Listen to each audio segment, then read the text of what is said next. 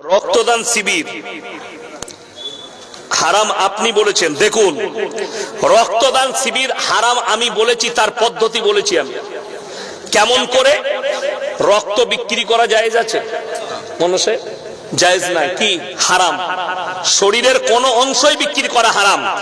আপনি যখন রক্তদান শিবির করবেন, যারা রক্তদান শিবিরে যিনারা আসবেন, যে হসপিটালের লোক আসবে, তাদের সঙ্গে কাগজে চুক্তি করতে হবে, সই করতে হবে। এই যতগুলো রক্ত আমরা দান শিবিরে দিচ্ছি, এগুলো একটাও বিক্রি করা যাবে না।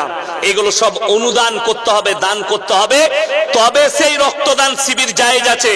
যদি বলেন আমরা শিবির করছি, তোমরা রক্ত নিয়ে বেচবে না, কি করবে বুঝে নাও, হারাম ওই রক্তদান শিবির। কোন মুফতি যদি হালাল ফতোয়া দেয়, আমি আর জীবনে বক্তব্য দেব না। রক্তদান শিবির জায়েজ আছে, ভালো জিনিস, রক্ত কোনো অসুবিধা নাই। শর্ত রেখে দিতে হবে, এই রক্ত গরিবের জন্য, বিপদগ্রস্ত মানুষের জন্য, অ্যাক্সিডেন্টের মানুষের জন্য এই রক্ত দান করতে হবে। ওই জন্য আমার হয়তো কেউ কেটে বক্তব্যটা দিয়েছে, এই বক্তব্যটা কেটে দিয়েছে, দিয়ে বাকিটা ছেড়েছে। ওই জন্য মানুষের বুঝতে ভুল হয়েছে। আমি আজকে ক্লিয়ার করলাম যে সিস্টেমেটিক্যালি আপনাকে রক্তদান শিবির করতে হবে। যেমন বলে দিই, এই যেমন ব্লাড ব্যাংক বেরিয়েছে, সেখানে জমা থাকে, আপনি ফ্রি রক্ত পাবেন কার্ড দেখালে।